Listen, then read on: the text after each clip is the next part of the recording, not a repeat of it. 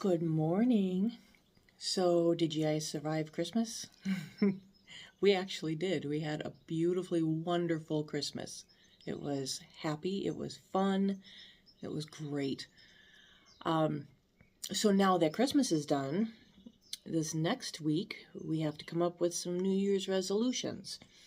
That's just kind of tradition, and I always come up with some. I write them down. I even stick them on the fridge or put them on my phone, and then I proceed to forget about them. But of course, there are always these grand things like, okay, I'm going to lose 100 pounds, or I'm going to buy a new car, or I'm going to go on this trip to wherever, and they never seem to come to fruition because they're just so big. And you don't put in how you're going to get there. You just say, I'm going to do it. Well, okay, but you got to have little steps to get there, So I was looking online this morning because that's what I do. Going online, and I searched how to come up with New Year's resolutions. And one of them that came up for me was this gal, Shannon Torres, I think her name is. Shannon Torrens, Simple Living. I'm just like, okay, well, maybe, I don't know what makes her any different than anybody else, but she's got some good ideas on here, so I'm going to listen to her. 50 New Year's resolution ideas. And she's got it broken down into like 5 different categories. First category is personal growth and mindset. And some of her ideas for that are, starting each day with a moment of gratitude. I agree with that. Read 1 book a month. That's ambitious for me because I don't sit and read, because if I do, I fall asleep. But I listen to books, and I do a lot of that. Journaling consistently, even if it's just a few lines. That's not a bad idea, just so you can kind of go back and follow, especially like if you're on a journey like I am with ADHD or with, weight loss, whatever you're on, whatever kind of journey you're on through in your life. It's nice to be able to go back and look and see, this is what I was doing a month ago. So yeah, I guess there is some change because you don't see it all the time. Another one is to spend less time comparing yourself to others. I don't know if that would be necessarily a resolution. That should be just a life goal. But I agree with that. You shouldn't spend so much time comparing yourself to others because everybody's different. Everybody is different. You can't compare yourself to the neighbor person because the neighbor person isn't the same age maybe, or doesn't do the same things, or isn't interested in the same things. Maybe they're the opposite sex, so they don't have the same issues that you do. Maybe they are very much like you, but they're still not the same, Practice saying no without guilt. Bing, bing, bing, bing. Okay, that's number 1 on my list. That's number 1 on my list. Because I always feel guilty. Even if I don't say no. Even if I just say nothing, I feel guilty. Create a simple morning routine. Focus on progress, not perfection. Okay, that's a good one. Learning a new skill or hobby. Okay, limit negative self-talk. That's a tough one. That is really tough. But, okay. Take more breaks when you need them. God, I wish it was that easy. I really wish it was that easy. So there's a few of them, but personal growth and mindset is the first subcategory that she has. Okay, so the second one is health and wellness. So move your body in a way you enjoy. Okay? I'm thinking that she's talking like, dancing or walking or biking or swimming or whatever, but move in a way that you enjoy. So like if you enjoy going out for a leisurely wander, then do it. But do it every day, If you enjoy going out to the club dancing, okay, maybe skip the drinking part, but go and dance. Okay, drink more water daily. Yeah, that's definitely a goal. If I could replace my coffee with water, I would be drinking gallons. I'm always drinking coffee. Prioritize getting enough sleep. That's another good one. Yeah, because I get to that point at night where I'm supposed to be going to bed, and I'm wide awake, and I'm like, I got things to do. I remembered, oh yeah, I was gonna look this up, or oh yeah, I was gonna message this person, or oh yeah, I was gonna answer that email. And then it's midnight, 1 o'clock, and then I said, okay, well, I guess there goes that idea, seeing as I got to get up at 5, because if I don't get up at 5, then my whole morning is shot. Yeah. Anyway, cook more meals at home, definitely. Bill and I discovered, well, he didn't discover it. He's already been to Costco many, many times over his life. But this is my first time in Costco this last weekend, and we got, he had some gift cards that he had saved up for this, so we went in and we got a bunch of meat, put that in the freezer. So when we got home, we portioned it out. We got, God, I don't know, probably 20 meals out of that, easy. Not to, and then we have all the other meat that we got, with the hunting and, the chicken and all that stuff. So yeah, we've got a ton. So we shouldn't have to buy meat again now until next year hunting season. Anyway, so cook more meals at home. Yes, definitely. He also bought me a bunch of cookbooks. I think that was his way of saying you need to follow a recipe. Anyway, spending more time outdoors. Yeah, definitely. Stretch regularly. Schedule annual health checkups. We've had discussions about that. Reduce screen time before bed. Oh, that's a tough one. That is a real tough one, especially when he likes to sleep with the TV on. Practice mindfulness or meditation. I'm going to add prayer to that, because to me, that's kind of what meditation is for me, is basically prayer. Not necessarily, God, please heal this person, or God, please heal that person, but God, help me through this day. Give me the wisdom to do things wisely today. To help my patients the best I can. That kind of thing. So that's her under health and wellness. Last one is take rest days seriously. I'm always complaining that I don't have enough time to do things. And when that happens, I look at what I'm doing and I get so overwhelmed sometimes that I just shut down and I just done. I sit on the couch and I play games on my phone just to kind of calm everything down. But I don't feel like I'm relaxed at all, because I'm still thinking I've got all this stuff I got to do. So, that happens. So that's her health and wellness thing. Next is home and organization.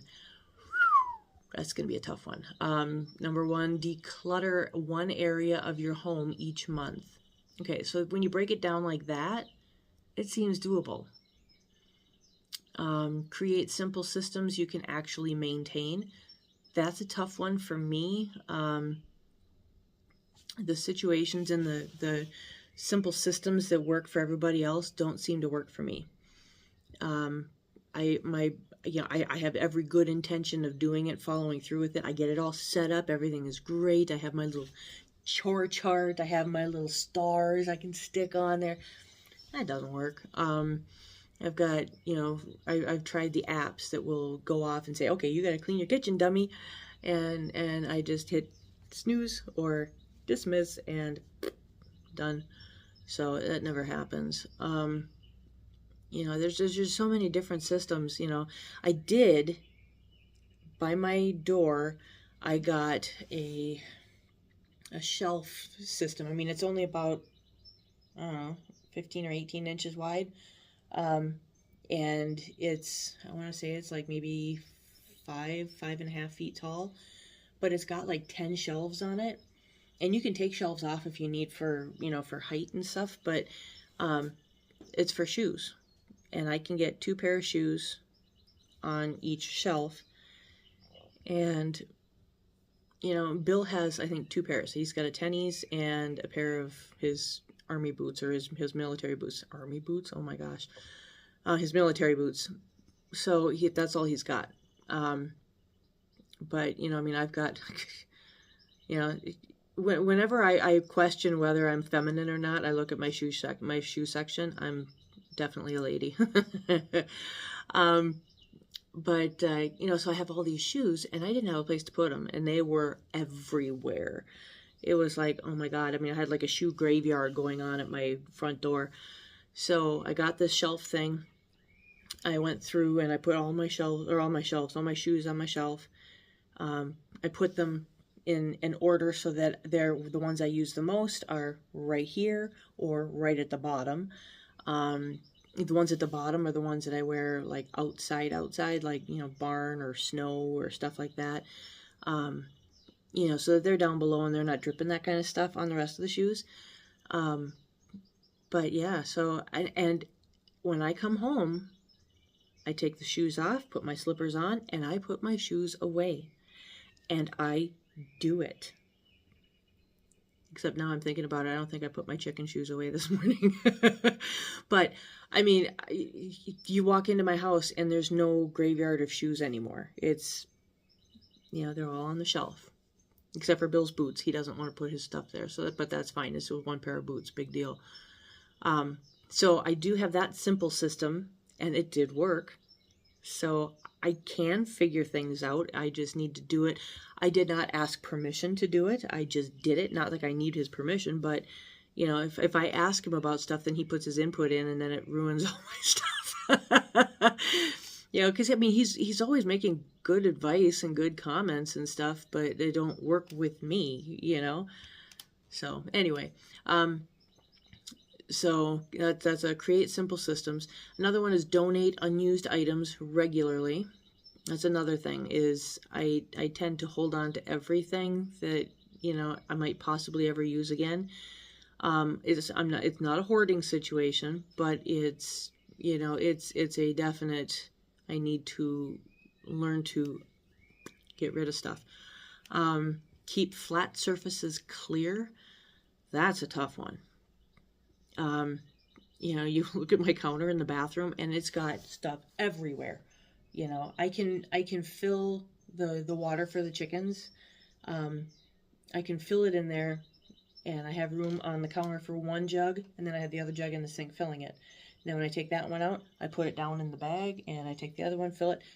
Otherwise, everything has a place on there, but there's no room for anything else to have a place on there. Flat surfaces in my house are just a spot that I can put stuff. So, yeah, got to work on that. Build a weekly reset routine. Not quite sure what that means, but okay. Simplify your cleaning schedule. I don't have a schedule, so it's pretty simple.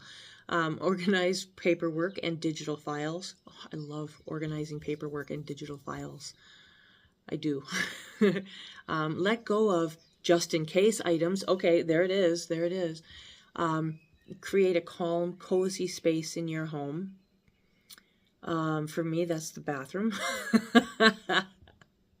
Because I can go in there, I got the fan going, I don't hear anything from outside unless the dog is barking or the cats are crashing stuff to the floor. I don't know. But that's usually my calm away space. And then commit to buying less and using what you have. I like that one, because there are times where I'll have like a shelf system or a organization thing that doesn't work or whatever. I end up getting more, and then that's hanging out. And anyway, I need to learn to do that. So now coming into finances and career, create a realistic monthly budget. Definitely something I need to work on. My monthly budgets never seem to work.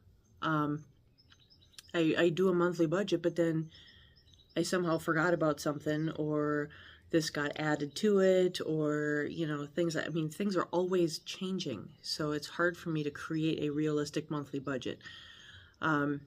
Track spending for awareness, not guilt. I can't tell you how many times I have set up, you know, a thing either on my phone or a thing to put in my purse or something where I can write down everything. I mean, like a check register thing.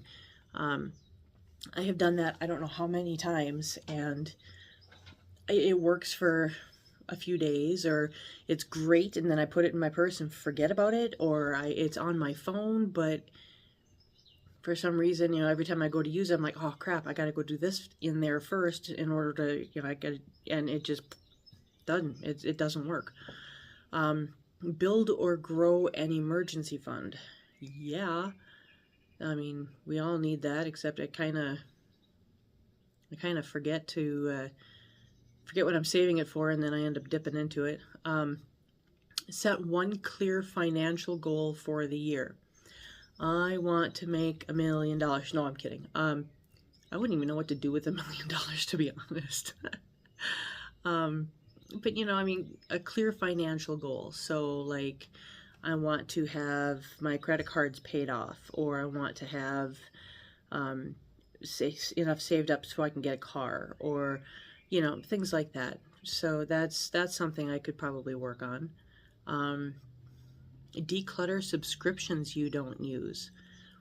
Okay. I don't really have a ton of them. I do have I have at least one that I know of that I forget about. It's a brain thing to help you remember, to keep your mind working. It's an app for that, and when I checked it out, and I'm like, oh my god, this is kind of cool. These are kind of fun little game things that you can do to keep your mind active. So I thought, you know what, I'm going to do it. I did the free trial, and of course forgot to cancel that. So that money came out, and it was like, what the? And I figured out what it was, and so I went in there to unsubscribe, and I saw the games in there, and I'm like, oh, this is kind of fun. Well, I already paid for this month, so I'll cancel it for next month. Yeah, right. That didn't happen. So, yeah. But the next one, learning more about saving or investing. My kids know more about it than I do. Bill knows way more about it than I do. So I have to learn from them, or do some investigating on my own, and just, you know, learn about not saving so much, but investing, or saving as in like an IRA or a CD, or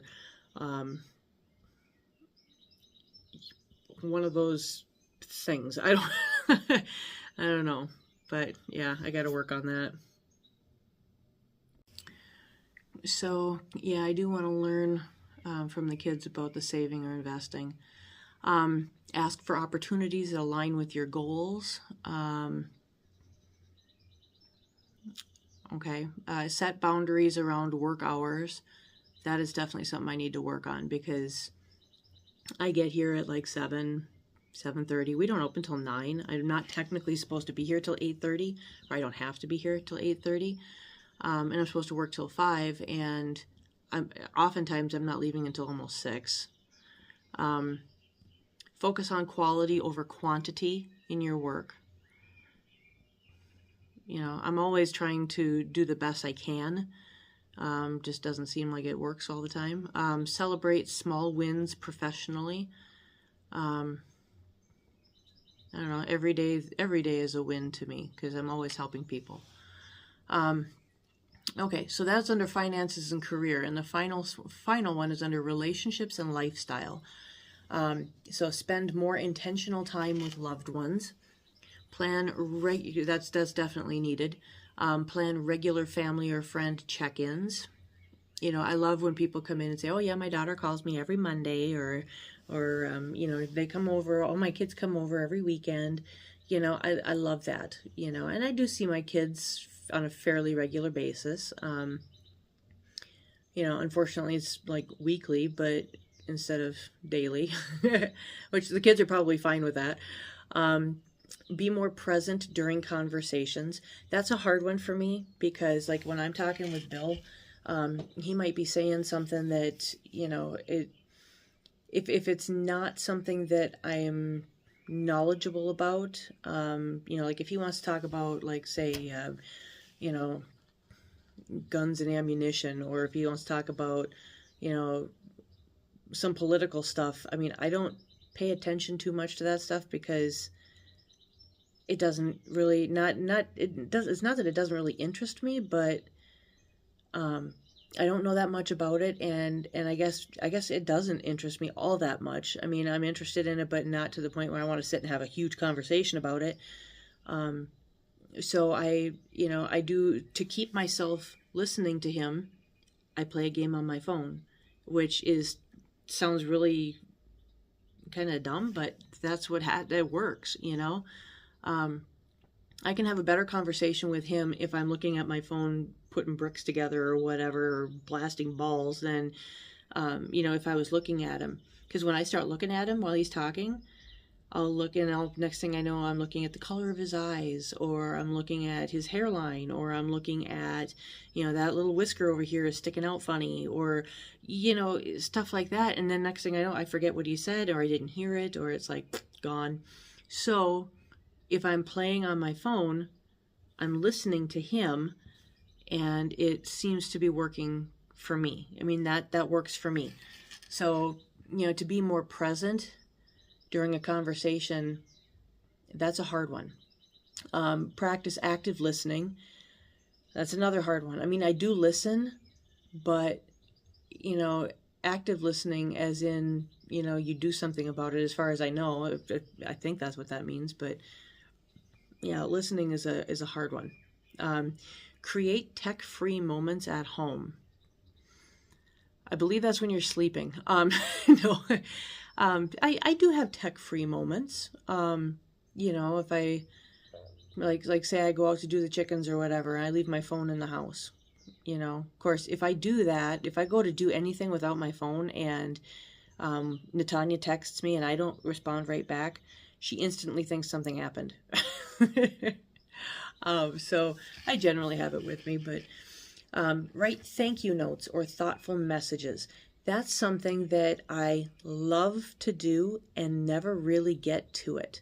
The thoughtful messages, like on Facebook or in a text or, Messenger, I can do that a lot easier than writing a thank you note. Because writing a thank you note requires writing it in a card, getting a card or a postcard or whatever, writing a thank you note, having an envelope, addressing the envelope, stamping it, which means I have to go and get stamps, and then dropping it at a post office or leaving it here at work to get picked up. And that screws with me because there's so many steps to it. I inevitably forget a step. More than likely it's, buying the cards or stamps, but let go of relationships that drain you. That is a hard one. Every relationship is going to be draining at some level. Whether it's, you feel like you're giving more to this friendship than the other person, or you're giving more to this relationship, this marriage, or this boyfriend girlfriend thing, or work relationship. You're always going to have a little bit of drain there. But if you're finding that you're not appreciated, or that you're giving so much that it's hurting other things, then it may be time to reevaluate things. Fortunately in my life, the relationships that I have, I mean, yes, there is drainage on it, but to me, they're worth it. Make time for things that bring you joy. Okay, that's a good one. Give back through volunteering or kindness. That's something I don't have a lot of time for volunteering, because if I'm not here, I'm home doing things, and I've got things that need to get done, and I don't have extra time to volunteer. But if I can be nice to somebody, like I said the other day, I love being able to, if I'm going through a drive-through, which I won't be doing much anymore because I'm going to be doing more cooking at home. But if I do find myself doing something like that, I can, I love to try to pay for the person behind me if I can, And then last but not least, create a life that feels aligned and not rushed. That's a hard one too, because I always feel like I'm rushed. And I think that's a lot to do with my brain, because I just want to, I feel like I'm constantly, being pulled in a different direction. When I get up in the morning, I have to make sure I have enough time so that I can go out and do chickens, and then I can go out and go to work, and something happens, and all of a sudden I'm, oh my gosh, I'm in a rush. I have to go, and then I freak out, and then I panic, and then, so I'm always feeling rushed. So I need to sit and really figure stuff out. That's another thing, just sitting and figuring stuff out. I sit down and I'm like, okay, in my head all day long, I'm like, okay, I need to do this, or I need to do that, or I need to figure out this budget. This is the idea I have for the budget. Okay, I'm going to have to write that down, but I have to wait till I get home because I can't do it here. And then I got to do this and that. And then it's like I get home and I know I need my notebook, so I get my notebook out and my pen, and I sit down and I'm like, crap, what was I going to say? What was I going to do? And I lose it. So that it is a challenge. But so that is 50 ideas that this Shannon Torrens had for, thoughts for something you could use for your New Year's resolutions. I like that she had it kind of divided up, relationships and lifestyle, finances and career, home and organization, health and wellness, and then personal growth and mindset. And I think, what I may do is take this week and really just kind of reflect and pray on each of those categories, and not necessarily looking at her list, but thinking of what in those categories is important to me. And, just kind of try to figure something out. And I figure if I work on it all week, by the time New Year's Eve comes along at about 11:30, I'll start really panicking because I want to have it done. But, if I think about it all week, I may be able to come up with, one from each category, I think that would be the best way to do it. But, start now and start looking at what you would like to do for New Year's resolutions. And, make them something that's tangible, something that you actually could do. None of this, I want to go and backpack through Europe for a month. Okay, yeah, that's fine and dandy. That's great. How are you going to get there? How are you going to do it? How are you going to pay for it? How are you going to get that time off? Are you going to quit your job? What are you going to do? So you have to kind of think about it, some of that's going to take a little longer than a year.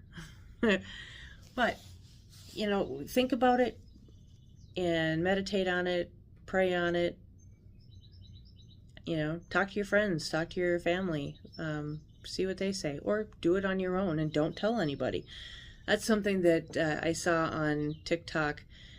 Somebody was saying that, or it wasn't TikTok, Instagram. Anyway, if you have a goal, don't tell anybody. Just do it. Because if you tell somebody, then you're going to have more pressure. And on the flip side, if you don't tell anybody, there's nobody to be accountable to, except for up here. And oftentimes it's the easiest thing to kind of tell yourself that, you know what, you don't have to be accountable to yourself. You really should be. But, so do or don't tell anybody. But when I come up with mine, I'll see what they are, and I might give you a few of them on New Year's Eve. But anyway, I've blabbed for way too long already. So you guys have a fabulous Friday. Yeah, all day it's been feeling like it's a Monday. And it's Friday. This is the best Monday I've ever had in my life. So, anyway, have a great rest of your day, and I will talk to you soon. Love you guys. Bye.